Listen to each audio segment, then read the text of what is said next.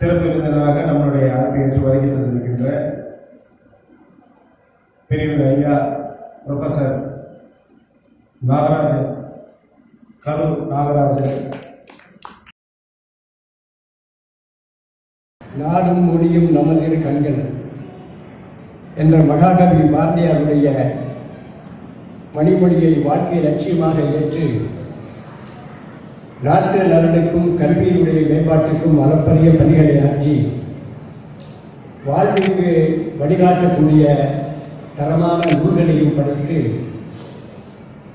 இன்று இது போன்ற கல்வி நிறுவனங்களின் பேரிலேயத்தின் பெயரை பெற்று நிரந்தரமாக வாழக்கூடிய புகழை பெற்றிருக்கின்ற பெருமகனார் ஐயா நீலன் அவர்களை அவருடைய உன்னதமான உணர்வுகளை நெஞ்சிலே நினைத்து அவருக்கு என்னுடைய வணக்கத்தை முதலில் தெரிவித்துக் கொள்ள விரும்புகிறேன். நீலன் அகாடமி நடத்தக்கூடிய பட்டமளிப்பு விழாவில் பங்கேற்கக்கூடிய, அதுவும் முதலாம் ஆண்டு பட்டமளிப்பு விழாவில் பங்கேற்கக்கூடிய அருமையான வாய்ப்பை பெற்றதிலே நான் மிகுந்த மகிழ்ச்சி அடைகிறேன். இந்த அகாடமியினுடைய இயக்குனர் என்னுடைய முன்னாள் மாணவர் அன்பிற்குரிய நீலன் அரசு அவர்களே, அவருடைய அருமை துணைவியார் தேவிகா அரசு அவர்களே, எனக்கு முன்னாலே உரையாற்றி சென்றிருக்கின்ற சாம் டேனியல் அவர்களே, ஈவா ஸ்டாலின் அவர்களே, வரவேற்புரையாற்றிய நண்பர் நாகராஜன் அவர்களே, ஆண்டு அறிக்கை சமர்ப்பித்த சிம்சன் ராஜ்குமார் அவர்களே, நன்றி உரை ஆற்ற இருக்கின்ற அகிலா அவர்களே, இன்று இந்த இனிய விழாவிலே பட்டங்களை பெற இருக்கின்ற ஆசிரியர் பெருமக்களே, இந்த விழாவிற்கு சிறப்பு சேர்க்கின்ற விதத்தில் இங்கே வருகை இருக்கின்ற ஆசிரியர் பெருமக்களே, பெற்றோர்களே, மாணவ கண்மணிகளே, உங்கள் அனைவருக்கும் என்னுடைய இனிமையான காலை வணக்கத்தை தெரிவிப்பதில் நான் மிகுந்த மகிழ்ச்சி அடைகின்றேன். கடந்த 40 ஆண்டு காலமாக நாடெங்கும் உள்ள பல்லூரிகள், கல்லூரிகள், பல்கலைக்கழகங்கள் எல்லாம் சென்று பேசியிருக்கின்றேன். இதுவரை நான் பங்கேற்ற நிகழ்ச்சியிலே பங்கேற்ற போது அடையாத ஒரு மகிழ்ச்சி, பெருமிதம் இந்த நிகழ்ச்சியிலே இங்கு நான் பெற்றுக் கொண்டிருக்கின்றேன். என்னிடம் படித்த மாணவர்கள் பணியாற்றக்கூடிய பள்ளிக்கு சென்றிருக்கிறேன். என்னிடம் படித்த மாணவர்கள் பணியாற்றக்கூடிய கல்லூரிக்கு சென்று பேசியிருக்கின்றேன். என்னிடம் படித்த மாணவர் நடத்தக்கூடிய ஒரு பெருமைக்குரிய கல்வி நிறுவனத்தில் பங்கேற்கக்கூடிய வாய்ப்பை வாழ்க்கையிலேயே இன்றுதான் முதலாக பெற்றிருக்கிறேன். என்னிடம் படித்த மாணவர்கள் IAS அதிகாரிகளாக இருக்கின்றார்கள், காவல்துறையிலே உயர்ந்த பொறுப்பிலே இருக்கின்றார்கள், நிர்வாகத்துறையிலே மத்திய மாநில அரசு பணிகளிலே இருக்கின்றார்கள். ஆனால் ஒரு கல்வி நிறுவனத்தை தொடங்கி நடத்தி அதன் மூலமாக மிகச்சிறந்த கல்வி பணி ஆற்ற வேண்டும் என்ற எண்ணத்தோடு செயல்படுகின்ற இதுவரையில் எனக்கு தெரிந்த என்னுடைய பெருமைக்குரிய முதல் மாணவர் அரசு அவர்கள்தான். எனவே அவருக்கும், அவருடைய துறவியாருக்கும், அவருடைய குடும்பத்தாருக்கும் என்னுடைய மனமார்ந்த வார்த்தைகளை தெரிவிப்பதிலே நான் மிகுந்த பெருமைப்படுகின்றேன். சில நாட்களுக்கு முன்பாக தினத்தந்தி செய்தித்தாளிலே ஒரு செய்தியை பார்த்தேன். இந்த பள்ளியிலே படித்து அதிகமான மதிப்பெண்களை பெற்ற மாணவ மாணவியருக்கு மட்டுமன்றி தமிழகத்திலே வேறு பள்ளிகளிலே படித்து மாநில அளவிலே முதல் பரிசு பெற்ற மாணவியர்கள் எல்லாம் கூட இங்கே அழைத்து அவர்களுக்கும் பரிசு தந்து பாராட்டிய பாங்கை பற்றி படித்தேன். இப்படி செய்த பள்ளி இந்த பள்ளியை தவிர வேறு ஏதாவது பள்ளி இருக்கான்னு எனக்கு தெரியல. அந்த பள்ளிகளில் படித்த மாணவர்களுக்கு சிறப்பு செய்வார்கள், அது இயல்பு. ஆனால் வேறு எங்கோ படித்த பள்ளி மாணவி மாநிலத்திலே முதலிடம் பெற்றார் என்பதற்காக அவளையும் இங்கே அழைத்து எந்த பள்ளியிலே படித்தாலும் அந்த மாணவி சாதனை படைப்பார் என்றால் அவளையும் இந்த நிர்வாகம் அங்கீகரிக்கும், சிறப்பிக்கும் என்று எடுத்துக்காட்டுகின்ற விதத்தில் அந்த செய்தியை பார்த்தபோது நான் மகிழ்ந்து போனேன். எனவே அப்படி பரந்த மனப்பான்மையோடு கல்வி நிறுவனத்தை நடத்தி வரக்கூடிய என் அருமை மாணவர் அரசு அவர்களே, உங்களுடைய ஆசிரியர் என்ற முறையிலே நான் மிகுந்த மகிழ்ச்சி அடைகின்றேன், பெருமைப்படுகின்றேன். மனைவி அமைவதெல்லாம் இறைவன் கொடுத்த வரம். சில நேரங்களில் கணவன் ஆற்றக்கூடிய பணியை பற்றி மனைவி கவலையே பட மாட்டாங்க. ஸ்கூல் நடத்தையெல்லாம் நடத்துங்க என்று ஒதுங்கிக் கொள்வார்கள். ஆனால் இந்த அகாடமியினுடைய தலைவராக இருக்கின்றார்கள் அன்பிற்குரிய தேவிகா அரசு அவர்கள். ஆழம் விழுதுகள் போல் உறவு 1000 வந்துமென்ன, வேறென்ன நீ இருந்தாய் அதில் நான் வீழ்ந்து விடாதிருந்தேன் என்பார் கவியரசர் கண்ணதாசன். எனவே இல்லறத்தின் வேறாக மட்டுமல்லாமல் அவர் ஆற்றக்கூடிய கல்வி பணிக்கும் வேறாக இருக்கக்கூடிய அவருடைய அருமை துணைவியார் அவர்களை இந்த நேரத்திலே நான் மிகுந்த மகிழ்ச்சியோடு பாராட்டுகிறேன். முதலாவது பட்டமளிப்பு விழாவிலே பங்கேற்கக்கூடிய வாய்ப்பை நான் பெற்றிருக்கின்றேன். ஒரு பக்கம் இது மகிழ்ச்சியாக இருந்தாலும், முதலாம் ஆண்டிலே நான் பட்டமளிப்பு விழாவிலே சிறப்பு விருந்தினராக பங்கேற்றேன். அதனுடைய பயனாய் ஆண்டுதோறும் இன்னும் அதிகமான மாணவிகள் சேர்ந்தார்கள் என்ற ஒரு மகிழ்ச்சியை நான் ஒரு வாய்ப்பை இந்த நிறுவனம் பெறும் என்றால் அதுதான் இந்த நிகழ்ச்சியிலே பங்கேற்றதனுடைய பெருமை. எனவே எனக்கு நம்பிக்கை இருக்கிறது, அடுத்த ஆண்டு இதே நேரம் இந்த விழா நடக்கின்ற பொழுது இதை போல 2 மடங்கு மாணவிகள் பரிசு பெறுவார்கள் என்ற நம்பிக்கை எனக்கு இருக்கிறது. அந்த அளவிற்கு பதிவாளர் ராஜ்குமார் உட்பட இங்கே பணியாற்றக்கூடிய பெருமக்கள் எல்லாம் மிக சிறப்பாக பணியாற்றிக் கொண்டிருக்கின்றனர் என்பதை உங்கள் அறிக்கையிலே நான் புரிந்து கொண்டேன். மேலும் மேலும் உங்கள் பணி சிறக்க வேண்டும், இந்த கல்வி நிறுவனம் உயர்ந்து ஓங்க வேண்டும் என்ற என்னுடைய நல்ல எண்ணத்தை, மகிழ்ச்சியை, வாழ்த்துக்களை தெரிவித்துக் கொள்கிறேன். ஆசிரியர்கள் நிறைந்திருக்கின்ற அரங்கு இது. பட்டம் பெறக்கூடியவர்களும் ஆசிரியர்களாக பணியாற்றப் போகின்றார்கள். எனவே ஆசிரியருடைய மகத்தான பணி என்ன என்பதை ஒரு மூத்த ஆசிரியர் என்ற முறையிலே சில செய்திகளை இந்த நேரத்திலே உங்கள் நெஞ்சங்களிலே பதிய வைப்பது என்னுடைய கடமை என்று நான் கருதுகின்றேன். ஒரு விலை உயர்ந்த தங்க விக்கிரகம், அந்த விக்கிரகத்தை பொன்னாலும் மணியாலும் அலங்கரிக்கின்றார்கள், பூவால் அர்ச்சனை செய்கின்றார்கள், அந்த தெய்வத்தை பூஜை செய்து வழிபடுகின்றார்கள். ஆனால் அந்த தெய்வ விக்கிரகத்தை மண்ணுக்கு அடியிலே கிடக்கின்ற ஒரு சாதாரண கல் தாங்கி நிற்கின்றது. அந்த சாதாரண கல் ஆட்டம் கொடுக்க தொடங்கும் என்றால் அடுத்த நொடியை தங்க விக்கிரகம் தமிழ் மொழியாகிவிடும். இந்த சமுதாயம் என்ற தங்க விக்கிரகத்திற்கு அடிக்கற்களாக இருந்து தாங்கிக் கொண்டிருப்பவர்களே ஆசிரியர் பெருமக்கள் தான். எனவே ஆசிரியர் பெருமக்கள் எந்த அளவிற்கு பொறுப்பாகவும் சிறப்பாகவும் பணியாற்றுகின்றார்களோ அதை பொறுத்துத்தான் இந்த சமுதாயத்தினுடைய மேம்பாடும் உயர்வும் அமையும். ஆசிரியர் பெருமக்கள் சரியாக பணியாற்றவில்லை என்றால் அதனுடைய விளைவு சமுதாயத்தையே பாதிக்கும். பிரெஞ்சு புரட்சிக்கு காரணமாக இருந்தவன் கல்வியாளர் ரூசோ. அவர் அருமையான செய்தியை சொன்னார். ஒரு மருத்துவர் தன் அறியாமையால் செய்கின்ற தவறு மண்ணுக்குள்ளே மறைந்து விடுகின்றது. ஒரு ஆசிரியர் தன் அறியாமையால் செய்கின்ற தவறு சமுதாயத்திலே பரவி அந்த சமுதாயத்தையே பாழ்படுத்தி விடுகிறது என்று. ஒரு டாக்டர் ஆபரேஷன் தப்பா பண்ணிட்டாரு, அந்த மருந்தை மாற்றி கொடுத்துட்டாரு, அந்த நோயாளி இறந்து போயிட்டாங்க அப்படின்னாக்க அந்த நோயாளியை குறைச்சிருவாங்க. அவர் செஞ்ச தவறு இந்த மண்ணுக்குள்ள மறைஞ்சு போச்சு. ஆனால் ஒரு ஆசிரியர் தவறான செய்தியை சொல்லுவார் என்றால், தவறாக மாணவரை வழிநடத்துவார் என்றால், அந்த ஆசிரியரால் வழிநடத்தப்பட்ட மாணவர்கள் பலரை கெடுத்து அவனும் கெடுத்து ஒரு சமுதாயத்தையே பால்படுத்தக்கூடிய நிலை ஏற்பட்டுவிடும். எனவேதான் சொன்னார், ஒரு மருத்துவர் அறியாமல் செய்கின்ற தவறு மண்ணுக்குள்ளே மறைந்து விடுகின்றது, ஆனால் ஒரு ஆசிரியர் அறியாமல் செய்கின்ற தவறு சமுதாயத்திலே பரவி சமுதாயத்தையே பால்படுத்தி விடுகின்றது என்று.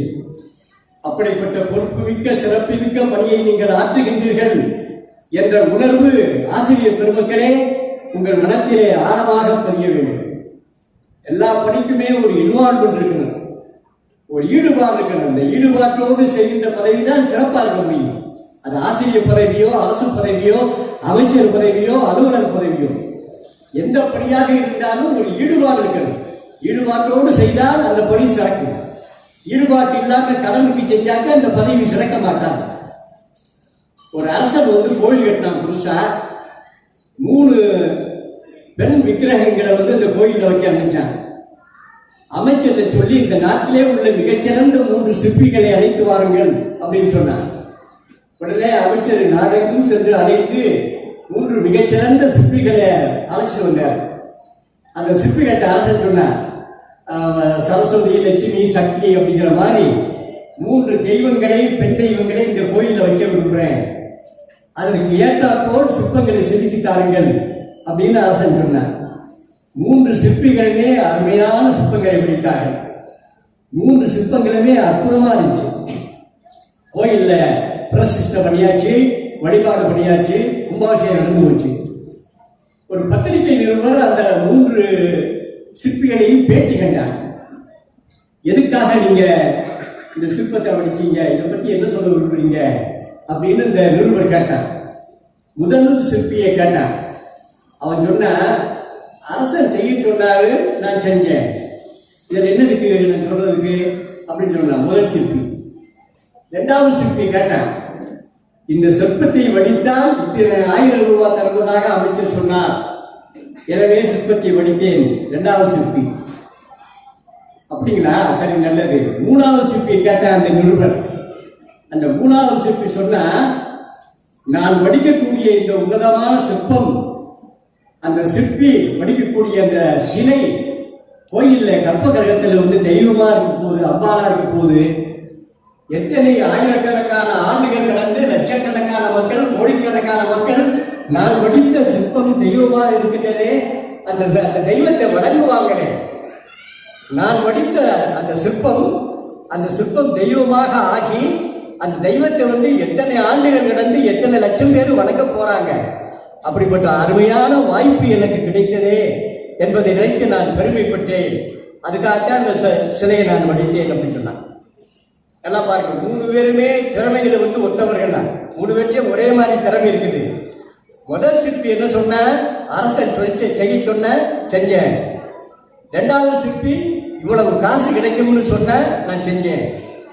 3வது சிற்பி நான் வடிக்கக்கூடிய சிற்பம் தெய்வமாக விளங்கி காலம் கடந்தும் வணங்கப்படும் அந்த வாய்ப்பை பெற்றிருக்கின்றேன், எனவே செய்தேன் அப்படின்னு.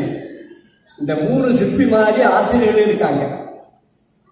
ஏண்டா வாத்தியார் வேலைக்கு வந்தேன், எங்க அப்பா டீச்சரு, எங்க அம்மா டீச்சரு, அதுக்காக நான் வந்தேன்.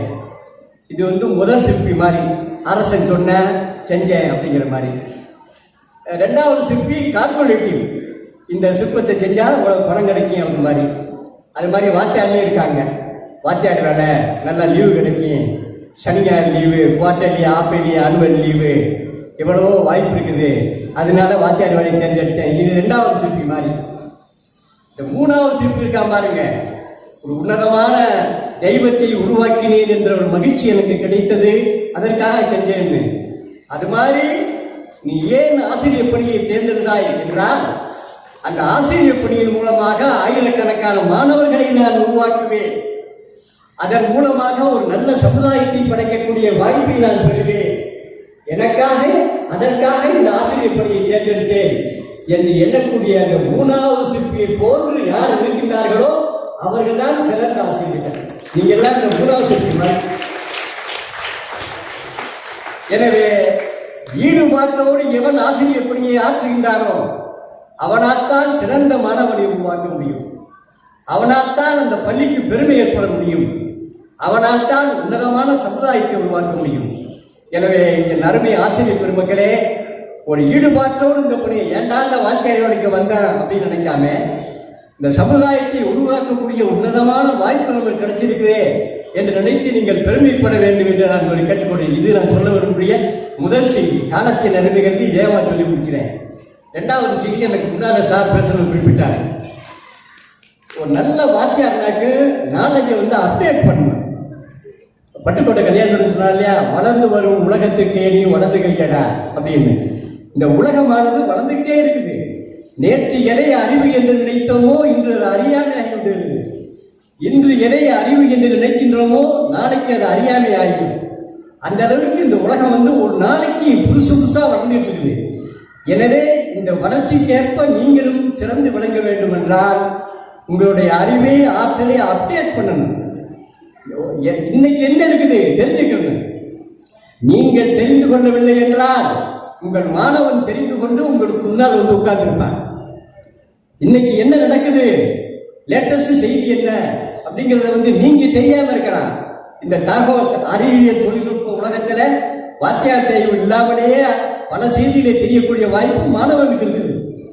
எனவே நீங்கள் உங்களை அப்டேட் செய்யவில்லை என்றால் உங்களுக்கு முன்னால் இருக்கின்ற மாணவன் அப்டேட் செய்து கொண்டு உங்களை கேட்பான்.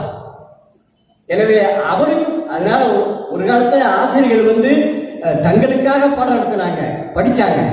ஆனால் இன்றைய ஆசிரியர்கள் அவர்களுக்காக மட்டுமின்றி மாணவன் என்ன கேட்பான், என்ன சிந்திப்பான், யோசிப்பான் என்று அவனுக்காகவும் படிக்க வேண்டிய ஒரு கட்டாயத்திலே இன்று இருக்கின்றீர்கள்.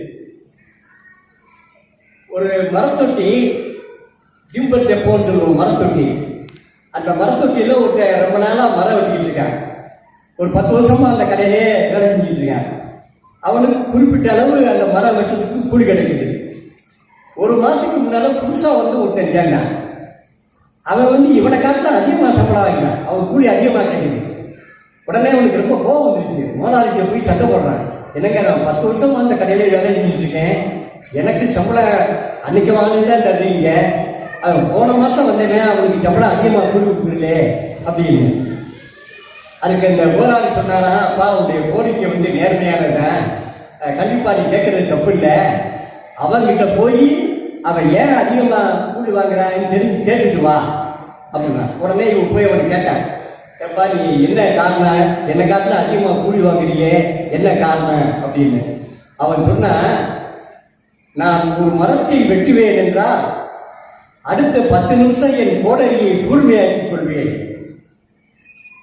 அடுத்து மரம் வெட்டுவேன், அடுத்த மரத்தை வெட்ட பிறகு 10 நிமிஷம் என் கோடரியை கூர்மையாக்கிக் கொள்வேன்.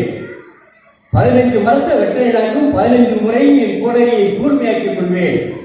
அப்படி கோடரியை நான் கூர்மையாக்கிக் கொள்வதால் குறைந்த நேரத்தில் அதிகமான மரங்களை வெற்றேன். நீ எத்தனை முறை கூர்மைப்படுத்துற அப்படின்னு கேட்டாங்க. அவன் சொன்ன, நான் காலையில முதலா மரத்தை வெட்ட ஆரம்பிப்பதில்ல, அப்பதான் கோடரியை கூர்மையாக்குவேன் அப்படின்னு சொன்னேன். இப்ப புரியுதா? அவன் ஒரு முறை தான் கோடரியை கூர்மையாக்குறேன், தப்பா நினைக்கிறேன். இந்த ஒரு முறை கோடரியை கூர்மையாக்கினாலே எல்லா மரத்தையும் வெட்டிடலாம் அப்படின்னு நினைச்சிட்டு இருக்கான். ஆனா அவன் என்ன செய்யறான், ஒரு மரத்தை வெட்டின உடனே கோடரியை கூர்மையாக்குறான், அடுத்த மரத்தை வேகமா வெட்டிக்கிறான், அடுத்த மரத்தை வெட்டின உடனே கோடரியை கூர்மையாக்குறான், வேகமா வெட்டிக்கிறான். இதை போன்றுதான் ஆசிரியர் இருக்க வேண்டும். எப்படி அவன் அடிக்கடி கோடரியை கூர்மையாக்காத காரணத்தால் குறைந்த மரங்களை வெட்டி குறைந்த கூலியை வாங்கினானோ, இவன் எப்படி அடிக்கடி கோடரியை கூர்மையாக்கியதால் அதிக மரங்களை வெட்டி அதிகமான கூலியை வாங்கினானோ, இந்த 2வது மரம் வெட்டுற மாதிரி ஆசிரியர் இருக்கணும். அவன் எப்படி கோடரியை கூர்மையாக்கினானோ அது போன்று உங்கள் அறிவை கூர்மையாக்க வேண்டும். உங்களுடைய செய்திகளை அப்பப்போ என்ன நடக்குது, நாட்டில் கல்வியில என்னென்ன முன்னேற்றம் இருக்குது, மாண்டிசேரி மெத்தேடு ஒரு புது மெத்தேடு, அந்த மெத்தேடுடைய பயன் என்ன, மற்ற மெத்தேடுக்கு அந்த மெத்தேடுக்கு வித்தியாசம் என்ன என்பதை எல்லாம் தெரிந்து கொள்ள வேண்டும்.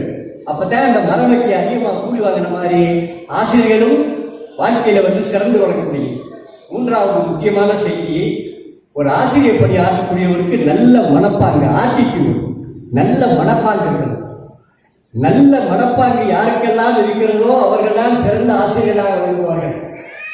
நல்ல மனப்பாங்கு யாருக்கு இல்லையோ அவர்கள் என்ன படிச்சிருந்தாலும் பட்டம் பெற்றிருந்தாலும் ஆராய்ச்சி செய்திருந்தாலும் நல்ல ஆசிரியராக இருக்க முடியாது. உலகத்தினுடைய புகழ்பெற்ற பல்கலைக்கழகம் அமெரிக்காவில் தெரியுங்க, ஹார்வர்ட் யூனிவர்சிட்டி. அந்த யூனிவர்சிட்டியில் உள்ள மேலாண்மை துறை ஐயா இருக்கிற மாதிரி மேலாண்மை துறையை சேர்ந்தவர்கள் ஒரு ஆராய்ச்சி பண்ணாங்க. அந்த நகரத்தில் உள்ள தொழில்துறையில சாதனை படைத்த ஒரு 10 பெரிய தொழிலதிபர்கள் அவங்க கூட்டிட்டு வந்தாங்க. கூட்டிட்டு ஒரு இன்டர்வியூ பண்ணாங்க. உங்களுடைய வெற்றிக்கு என்ன காரணம், நீங்க ஒரு கல்வித்துறையில, மருத்துவத்துறையில, ஹோட்டல் மேனேஜ்மெண்ட், இந்த மாதிரி 10 துறையில முத்திரை பதித்த வித்தகர்களை அழைத்து உங்கள் வெற்றிக்கு என்ன காரணம் அப்படின்னு. நான் சொல்வது உண்மை, ஆராய்ச்சி பூர்வம் நடந்தது, கதை இல்லை.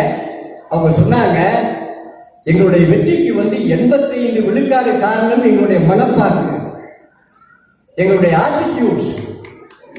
அவர்கள் படித்த பட்டம், செய்த ஆராய்ச்சி, பெற்ற பயிற்சி, இவையெல்லாம் சேர்ந்து ஒரு 15%, 15 விழுக்காடுகள் தான் எங்கள் வெற்றிக்கு நாங்கள் படித்த படிப்பு, பட்டம், ஆராய்ச்சியெல்லாம் பயன்படுத்தி. எங்கள் வெற்றிக்கு என்ன காரணம்? 85 விழுக்காடு மனப்பாங்கு. மனப்பாங்குனா என்ன? அன்பு செய்தல், அரவணைத்து செய்தல், உதவி செய்தல், உற்சாகப்படுத்துதல், ஊக்கமூட்டுதல், பொறுமையாய் இருத்தல், சகிப்புத்தன்மை.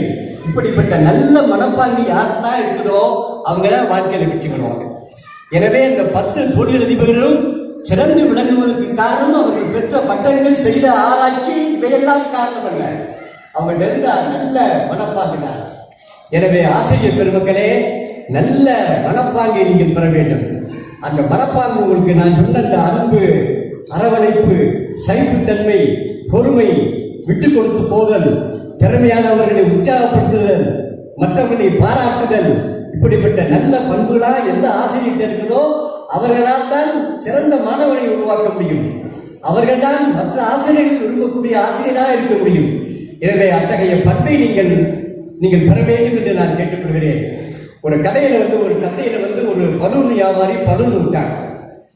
மஞ்சள், சிகப்பு, ஊதா, நீலம், இந்த மாதிரி பல வண்ணங்களில் பலூனை பறக்க போனேன். சில நேரங்களில் வியாபாரம் சரியாக நடக்கலைனாக்கு ஹீலியம் அப்படிங்கிற காற்றை நிரப்பி உயர பறக்க விட்டாங்க. ரொம்ப உயர பறந்து போகும். உடனே இந்த குழந்தைகள்லாம் அதை பார்த்து ரொம்ப உற்சாகமாக பலூனை வாங்கினாங்க. ஒரு பையன் வந்தேன். அந்த பையன் அந்த பலூன் வியாபாரி பின்னால் தட்டினேன். உடனே வியாபாரி திரும்பி பார்த்து, என்னப்பா பலூன் வேணுமா அப்படின்னு கேட்டாரு. இல்லைங்க, ஒரு சந்தேகம். என்ன சந்தேகம்? பச்சை, மஞ்சள், ஊதா, சிகப்பு நிறத்தில் உள்ள பலூன் தான் பறக்குது. சரி, கருப்பு நிறத்து பலூன் பறக்குமா அப்படின்னு கேட்டேன். அவன் கேட்டவன் யாருன்னா ஒரு நீக்ரோயினுக்கு சேர்ந்தவன். அவன் கருப்பு நிறத்தை சேர்ந்தவன். அப்படி சந்தேகம் கருப்பு நிறத்து பலூன் உயர பறக்காது ஓடிருக்கு அப்படின்னு. உடனே அதை புரிஞ்சுக்கிட்ட அந்த பலூன் வியாபாரி சொன்னாரு, உயர பறக்கிறதுக்கு வண்ணம் காரணம் இல்லை, அதுக்கு உள்ளே இருக்கிற காற்று தான் காரணம். எனவே கருப்பு நிறமாக இருந்தாலும் அந்த காற்று திறனாக்க வானத்தில் பறக்கணும். அப்படின்னா அருமையான ஆசிரியர் பெருமக்களே, நீங்க கருப்பா இருக்கீங்களா சிகப்பா இருக்கீங்களா அது முக்கியம் இல்லை. நீங்க பணக்காரரா ஏழையா அப்படிங்கிறது முக்கியம் இல்லை. நீங்க எந்த சமூகத்தை சேர்ந்தவர்கள் என்பது முக்கியம் இல்லை. உங்க மனசுல உள்ள எண்ணங்கள் எப்படி இருக்குது? நல்ல எண்ணங்கள் இருக்குதா? உங்கள் மனப்பாங்கு நல்லா இருக்குதா? உங்கள் பணி சிறக்கும். அந்த மனப்பாங்கு சரியா இல்லை அப்படின்னாக்க பணி சிறக்க. அத்தகைய நல்ல மனப்பாங்கு நீங்கள் பெற வேண்டும். கடைசியா அந்த செய்தி சொல்றேன். நல்ல மனப்பாங்கு சொல்லிட்டீங்க. அந்த மனப்பாங்கை பெறுவது எப்படி? 3 முக்கியமானது, 3 E. 1 என்வரன்மெண்ட், 2வது எக்ஸ்பீரியன்ஸ், 3வது எஜுகேஷன். இந்த 3 நல்ல மனப்பாங்கு வேணும்னு சொல்லல. ஐயா நீங்க சொல்லிட்டீங்க நல்ல மனப்பாங்கு வேணும்னு. இந்த நல்ல மனப்பாங்கு எப்படி பெறுறது? இந்த 3. முதல்ல என்வரன்மெண்ட், சூழல். நம்ம வாழ்ற சூழல், வீட்டு சூழல், பள்ளி சூழல், பழகும் சூழல், சமுதாய சூழல், நம்முடைய நம்பிக்கைகள், அரசியல் சூழல், நாட்டு சூழல். இந்த சூழல்லாம் நம்முடைய பண்பை பாதிக்கும். எனவே இந்த மோசமான சூழலாக இருந்தாலும் அதில் நம்ம ஈடுபடுத்திக்க கூடாது. நல்ல சூழல் நம்முடைய முன்னேற்றத்திற்கு, நம்முடைய உயர்வுக்கு எவையெல்லாம் பயன்படும் என்பதை தெரிந்து நாம பயன்படுத்தணும். அப்படிப்பட்ட சூழ்நிலையை மாத்திரம் நம்ம பயன்படுத்தினாக்க நம்ம வாழ்க்கையில் முன்னேற முடியும். ஒரு கதை சொல்லுவாங்க. காக்கை எல்லாம் முட்டையில ஒரு கூடு, அதில் ஒரு பருந்தனுடைய முட்டையை வச்சுட்டாங்க. அது காக்கைகள் பொறிக்க முட்டை கூடு. அந்த காக்கைகள் முட்டையோட ஒரு பருந்து முட்டையை வச்சுட்டாங்க. அந்த பருந்து பிறகு அந்த காக்கை குஞ்சுகளோட பருந்து சேர்ந்து வளர்ந்துருச்சு. ஆனால் கடைசி வரைக்கும் அந்த பருந்துக்கு தான் பருந்துங்கிற நினைப்பே இல்லை. தானும் காக்கையிலே நினைச்சிட்டு இருக்குது. ஒரு நாள் வானத்தில் ஒரு பருந்து பறந்து போச்சு. இந்த பருந்து குஞ்சு கேட்டுச்சா, அது என்னது? அந்த பறவை அது வலிமையான பறவை, நீண்ட தூரங்களுக்கு பறக்கக்கூடியது, ஆற்றல் மிக்கது, அது பருந்து அப்படின்னு. நீ காக்கை, ஒன்னால பறக்க முடியாது. ஆனா அது என்ன? அதுவும் பறந்துதான், அதுவும் பறந்து குஞ்சுதான். அது நினைத்திருந்தால் பறந்திருக்க முடியும். ஆனா கடைசி வரைக்கும் என்ன நினைச்சிச்சு? அது வாழ்ந்த சூழ்நிலை காரணமாக தன்னை காக்கை குஞ்சு என்று நினைத்துக் கொண்டே வாழ்ந்து கொண்டே போயிடுச்சு. அது வாழ்க்கை முடிச்சிருச்சு. எனவே நல்ல சூழ்நிலைக்கு ஏற்ப உங்களை மாற்றிக்கொள்வீர்கள் என்றால் நல்ல சூழ்நிலையை நீங்கள் உருவாக்குவீர்கள் என்றால், மோசமான சூழ்நிலையாக இருந்தாலும் அதை உங்கள் நல்ல மனப்பாக இருந்தாக்க நீங்கள் நல்லதாக மாற்ற முடியும். அப்படி நீங்கள் மாற்றுவீர்கள் என்றால் மிகச்சிறப்பாக இருக்க முடியும் சூழல். இரண்டாவது, அனுபவம். ஒரு அருமையான பொன்மொழி, அனுபவம் என்பது அருமையான பல்கலைக்கழகம், ஆனால் அதில் முட்டாள்கள் பயிற்சி வருவது அபூர்வம். அனுபவம் என்பது ஒரு அருமையான பல்கலைக்கழகம், அதில் முட்டாள்கள் பயிற்சி வருவது அபூர்வம். இந்த டியூப்லைட்டை கண்டுபிடிச்சானே யாரு? Thomas Alva Edison. அவன் இந்த விளக்கை கண்டுபிடிக்கிறதுக்கு 1000 முறை முயற்சி பண்ணாங்க. 999 முறை தோற்று போய் 1000வது முறையில தான் அந்த விளக்கை கண்டுபிடிச்சாங்க. உடனே பத்திரிகை நிறுவனம்லாம் பேட்டி கண்டாங்களா, நீங்கள் இந்த விளக்கை கண்டுபிடிச்சது மகிழ்ச்சிக்குரியது, பாராட்டக்கூடியது. ஆனால் இந்த முயற்சியில் நீங்கள் 999 முறை தோற்று போயிருக்கிறேன், அதை பற்றி என்ன சொல்ல விரும்புறீங்க அப்படின்னு கேட்டாங்க. அதுக்கு அவன் சொன்னானா, நான் தோற்றேன் என்று உங்களுக்கு யார் சொன்னது? 999 முறை முயற்சி செய்து எப்படி செய்யக்கூடாது என்பதை கற்றுக்கொண்டேன். 1000வது முறை முயற்சி செய்து எப்படி செய்ய வேண்டும் என்பதை கற்றுக்கொண்டேன். அப்ப 999 முறையை நான் தோற்றதா நினைக்கிறேன். அந்த தோல்வியின் மூலமாக புதிய அனுபவத்தை பெற்றான். அப்படி 999 முறை அவன் பெற்ற அந்த அனுபவங்கள் 1000வது முறை அந்த விளக்கை காண்பதற்கு காரணமாக இருந்தது. எனவே வாழ்க்கையில அனுபவங்கிறது கடவுள் உங்களுக்கு தர வாய்ப்பு. கவியரசர் கண்ணதாசன், உங்களுக்கு தெரியும், கவிஞர் கண்ணதாசன். அவர் ஒரு கற்பனை அவர் கவிதை எழுதியிருப்பார். ஒரு பக்தனும் ஆண்டவனும் பேசுகிற மாதிரி. பக்தன் கேட்டான் கடவுளை பார்த்து, பிறப்பால் வருவது யாதென கேட்டேன், பிறந்து பார் என்று இறைவன் படித்தான். இறப்பால் வருவது யாதென கேட்டேன், இறந்து பார் என்று இறைவன் படித்தார். மனைவியால் வரும் சுகம் யாதென கேட்டேன், மணந்து பார் என்று இறைவன் படி. இப்படி பல கேள்வி கேட்கிறேன், எல்லாத்துக்கும் அந்த மாதிரி இறைவன் பதில் சொல்றேன். கடைசியில் அவங்களுக்கு ரொம்ப கோபம் வந்துருச்சு. அனுபவத்தாலே அறிவதுதான் வாழ்வு எனில் ஆண்டவனே பின்பு நீயே கேட்கிறேன். ஏண்டா எல்லாத்தையும் அனுபவிச்சு அறியனாக்க நீ ஏண்டா கோயில் இருக்கிற? அனுபவத்தாலே அறிவதுதான் வாழ்வு எனில் ஆண்டவனே பின்பு நீயே என்றார். எல்லாம் கவனிங்க. ஆண்டவன் சற்று அருகே அனுபவம் என்பதே நான் தான் என்றான்.